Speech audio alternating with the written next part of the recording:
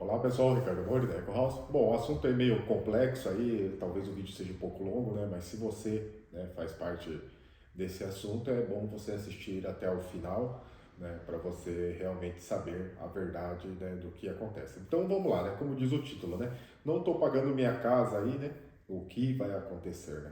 Bom, eu vejo algumas pessoas estão falando aí, leaseback, outras pessoas nem sabem direito quantas parcelas podem atrasar, então eu resolvi fazer esse vídeo contando realmente como que é a história, né, o que realmente vai acontecer com você etapa por etapa, né.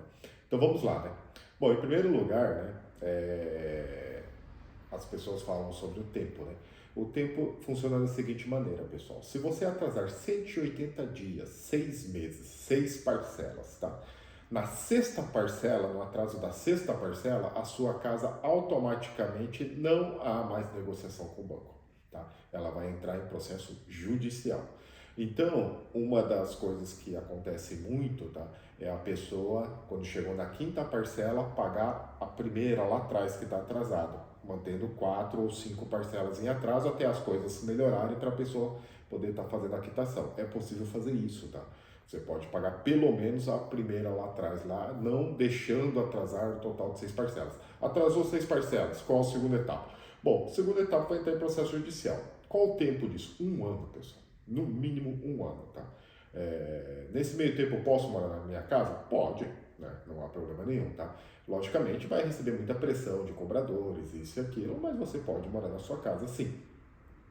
Então, esse processo de um ano que eu digo é o processo de 6 meses para eles fazerem, né, o arresto da casa, né, fazer a execução da hipoteca da sua casa, né, no documento, né, oficial, né, ou seja, na escritura. Né.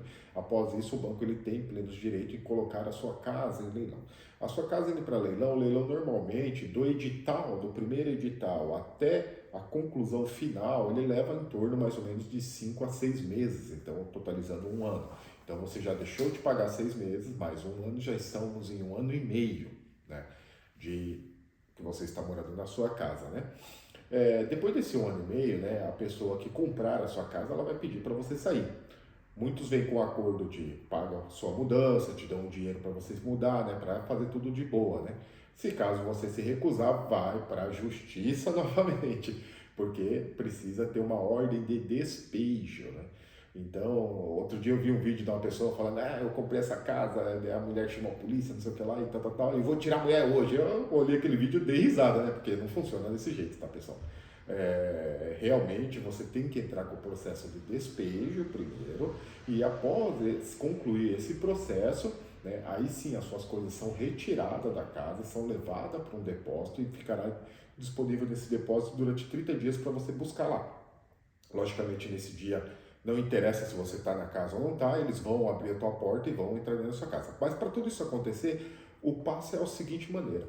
Primeiro lugar, um oficial de justiça tem que ir acompanhado do comprador. Esse oficial de justiça ele vai fazer um acordo com você formalmente ali de qual o tempo que você tem para sair. Então, por exemplo, assim, você dizer assim, eu vou sair em 30 dias. Ok, daqui um mês ele coloca lá a data, né? Então pega a data lá, por exemplo, vai ser dia 20 de maio, digamos assim, né? Então ele vai escrever 20 de maio e vai colar um papel, né?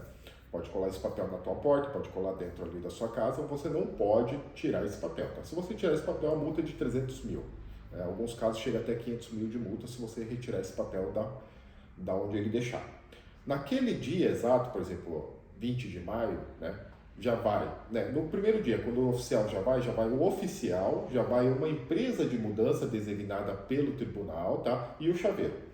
Essa empresa de mudança, ela vai olhar as coisas, tudo, quanto que tem lá dentro, vai fazer um orçamento, né? E o chaveiro é a mesma coisa, vai olhar a porta e vai fazer um orçamento, né? E esses orçamentos vêm, por exemplo, se eu sou o comprador, vai vir para mim, né? Então daí eu vou pegar esse orçamento, ok, tá. Chegou no dia 20, né, de maio lá do outro mês, quando chegar a data, nós vamos voltar lá com o oficial de justiça, com o pessoal da mudança e com o chaveiro. Se a pessoa não estiver na casa, vai ser aberta a porta, tá? Vai ser destrancada a porta, retirado todas as coisas de dentro e levado para um depósito. E esse depósito ficará armazenado por 30 dias. Isso são em casos extremos, tá, pessoal? Já chegou a acontecer? Já. Nós compramos muita casa de leilão, tá? E vira e mexe a gente topa, às vezes, com uma pessoa que realmente não quer sair da casa, né? E tem que ir para esse tipo de processo. Nós somos rápidos para fazer isso, né? Se levamos em torno de 30 dias, a gente tira a pessoa. Mas por quê? Porque a gente sabe como fazer isso, né? Muitas pessoas não sabem, tá? Muitos compradores compram a casa, não sabem fazer esse processo, levam 6 meses para tirar a pessoa, ou seja, a pessoa ficou 2 anos na casa, né? Logicamente, dentro desse meio tempo, existem várias maneiras de você resolver isso, né? As que mais o pessoal vai vir em cima de vocês vai ser para você fazer a sua venda voluntária. Bacana, é legal fazer a venda voluntária desde que consiga pagar todas as dívidas, o que normalmente não acontece, tá, pessoal? Então, o que vai acontecer? Nós, brasileiros, nós temos uma ideia errada, tá, sobre dívidas aqui no Japão. A gente quer comparar muito com o Brasil e a coisa mais errada que tem a se fazer. Então, eu vou falar um exemplo simples para as pessoas, tá? Se caso você optar em fazer a venda da sua casa, você tem que procurar uma imobiliária. Até aí, ok, bacana. Devo 25 milhões, mas a casa não vale 25 milhões, né? Não vai vender, tá? Não vai vender. Então, nesse meio tempo, empresas oportunistas, o que elas fazem? Elas vão baixando o valor da casa, mediante junto ao banco, logicamente, né? Então, você consegue ir baixando, reduzindo o valor da casa. Então, por exemplo, digamos que a casa, a dívida inicial era 25 milhões. O banco ele começa a aceitar, quando vai chegando perto do leilão, 23, 22, 19, né? 18. Opa, 18 milhões, aí vende, né? Aí, pá, concluiu a venda, 18 milhões. Mas, o que a gente erra muito, nós brasileiros, é isso. A gente acha que liquidou a dívida ali e acabou. Não, não acabou, tá, pessoal? O que acontece? A casa foi vendida por 18 milhões. Entre 18 a 25 milhões, que era só a dívida, né, real, você deve 7 milhões. Esses 7 milhões, a cobrança é sua ainda, tá? Então, é isso que as empresas usam na hora de fazer a venda da sua casa. Nós não fazemos muita venda assim de clientes, a gente faz quando dá para quitar toda a dívida, né? Mas muitos casos realmente não dá, tá? São muitos poucos casos em que dá para concluir uma venda quitando todas as dívidas da casa, tá? É muito difícil, tá, pessoal? Muito difícil. Por quê? Porque nós, brasileiros, nós já compramos a casa 10% mais caro. Por que 10% mais caro? Porque você coloca a documentação. Então, aquela casa que estava sendo vendida por 20 milhões, que ninguém comprava, você foi lá e comprou, além de você comprar, você ainda colocou mais 10% em cima. Ou seja, você já pagou 22 milhões quando você comprou, né? Então, normalmente, quando você vai para de pagar a casa, a dívida normalmente ela é mais alta do que vale o imóvel, tá? Então, esse é um fato que a pessoa deve tomar muito cuidado, né? Então, às vezes a pessoa deixa a casa em confiança com alguma imobiliária, a imobiliária começa a vender, vende a casa, tá? Mas a dívida sobra para você, tá? Se a imobiliária for clara quanto a isso e você estiver de acordo, não há problema, tá, pessoal? Zero problema, você pode aí concluir a sua venda. Mas eu digo isso porque muitas pessoas não falam, tá? Muitas imobiliárias não falam, elas vão falar isso para você depois de tudo concluído. E daí você ficou na situação difícil. Após isso, você só tem um caminho, decretar falência. E o pessoal, às vezes o pessoal vem me procurar aqui e fala assim, eu decreto falência, como se fosse assim, uma coisa muito simples, mas não é, tá? Não é nada tão simples, são poucas pessoas que conseguem fazer isso, tá? Na verdade, quem faz isso pode ser advogado ou pode ser um escrivão, né? Então, o escrivão também ele tem direito ao escrivão aí de dívidas, ele pode estar fazendo a sua falência, né, pessoal, né? Que chama de correção. Só que a falência pessoal, ela é um pouco complexa de ser feita, tá? Ela leva quase 1 ano para ser pronta, né? E depois de você fazer a falência pessoal, você não pode ter carro seminovo, tá? Você tem que ter carro com mais de 5 anos de uso, QI de 2, tem um monte de regra aí que vai atrapalhar muito a sua vida aqui no Japão, viu? Então, né, pensem bem antes de fazer tudo isso, né? E depois também tem um pessoal aí falando em leaseback, né? O que é o leaseback, né? O leaseback é como eu vou explicar de um jeito, um português bem claro para todo mundo entender, né? Empresas, né? Existe até a Hajime Kensetsu, sim, essa mesmo, que te vendeu a casa, a Hajime Kensetsu. Ela mesma, ela tem um grupo dentro, ela tem um setor dentro dela que compra casas, né? Que estão em processo de leilão. Logicamente, eles não vão pagar o preço cheio, tá, pessoal? Se a tua dívida é 25 milhões, eles não vão comprar por 25 milhões a casa. Eles vão negociar e vão pagar lá muito barato e o resto da dívida é sua. Aí eles te alugam a casa. Mas eles não alugam assim com um contrato muito longo, assim, de 20, 30 anos. eles vão alugar a casa por 1 ou 2 anos, né? Às vezes, se for interessante, eles preferem não renovar o contrato e colocar a sua casa para venda. Então, tome cuidado de isso ser apenas um band-aid, né, em cima de uma fratura, né, digamos aí, exposta, né? Seria a mesma coisa, né? Ou seja, hoje você resolve agora, né? Mas se daqui a um ano a empresa pedir a casa e falar que você deve sair, você vai ter que sair, né? E mesmo assim ainda sobra dívida para você. Por quê? Porque essas empresas, quando elas não entram para brincar não, tá, pessoal? Essas empresas entram para ganhar dinheiro, tá? Então, o que eles fazem? Eles vão lá, negociam a dívida de 25 milhões, às vezes eles podem conseguir até por 10, 7, tá? Eu já vi casos acontecer de dívida de 35 milhões ser liquidada por 4 milhões, né? Logicamente, tem todo um processo para conseguir isso, tá, pessoal? Não é, um conseguiu, todo mundo consegue. Não é assim, tá? Né? Nesse caso específico aí, a casa estava bem detonada, né? A pessoa que estava no meio da negociação mostrou para o banco o estado real da casa e o banco viu que realmente nem no leilão ele iria conseguir pegar esse valor, né? Então, nesse caso, o banco aceitou, né? Só que os 31 milhões ainda ficou para o antigo dono pagar, tá? Então, veja, né? Tome muito cuidado com esse negócio, né?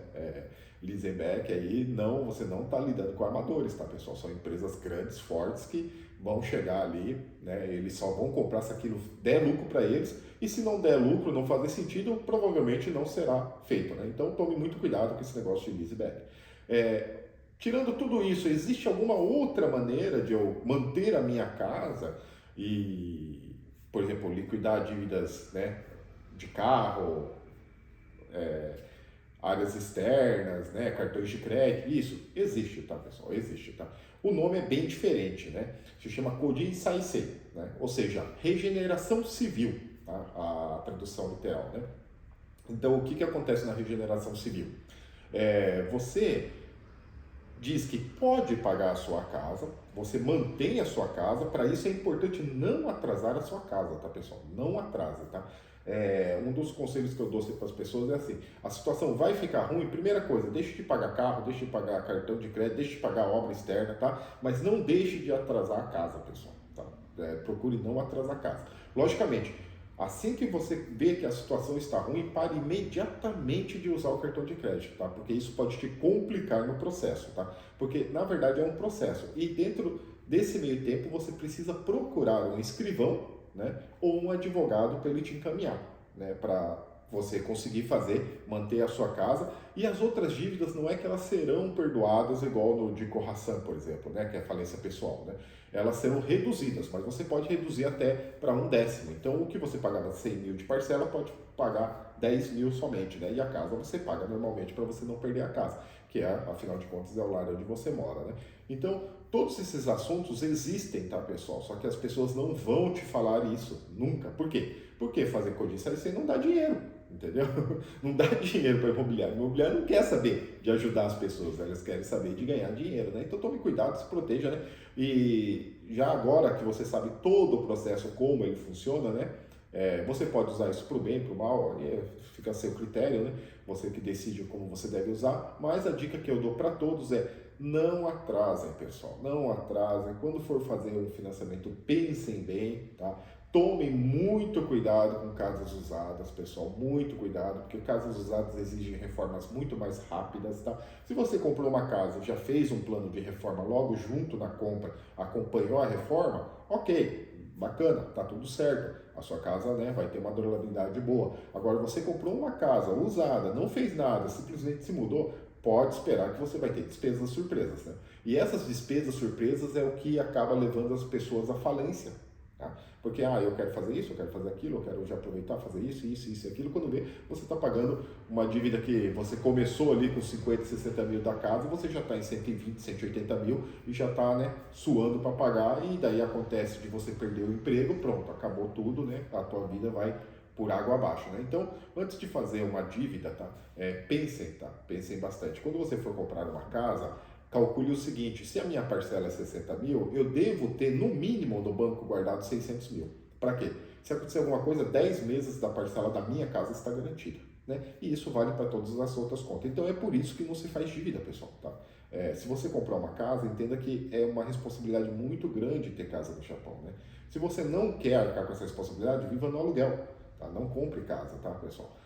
O que você comprar casa e não pagar, tá? Você prejudica muitas outras pessoas que querem comprar e manter um patrimônio aqui no Japão. Patrimônio não, né?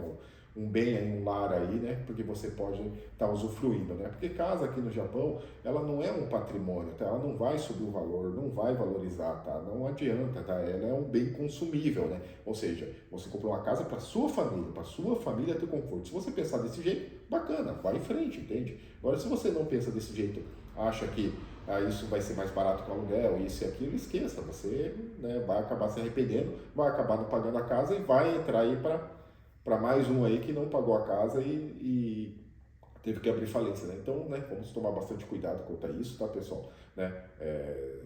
O conselho que a gente sempre dá quando a pessoa vai comprar casa, a gente sempre faz uma análise do perfil da pessoa, tá? Gente, logicamente, você conversou 5 minutos com a pessoa, você sabe se a pessoa realmente tem poder né, de arrecadar dinheiro, de conseguir dinheiro, né, de arcar com suas contas ou não, né? Normalmente, os clientes da Eco House, 100% são pessoas que arcam com suas dívidas aí, estão de boa aí, sempre aí pagando normalmente aí, né? Tem consciência, né, e realmente compraram um lar, né, e vivem aí com as suas famílias aí. Então essa é uma das dicas aí que eu dou aí. O vídeo, desculpa, é um pouco longo, mas o assunto realmente é bem complexo, né? Quem tiver mais dúvidas aí, quiser realmente, né, saber como funciona, eu posso dar dicas à vontade, tá? Casas assim para a gente pegar para vender, normalmente se tiver preço a gente pega, pessoal. Se não tiver, não tem como, né? Não adianta, entende? Não adianta querer vender uma coisa que vale 20 por 30. Não vende, tá, pessoal? Hoje em dia, com internet, com um monte de coisa, um monte de ferramentas aí, qualquer um sabe o valor real das coisas, né? Então, né, se realmente você já comprou errado, me desculpe, mas não tem muito o que fazer. Um forte abraço a todos, Ricardo Amori, da Eco House.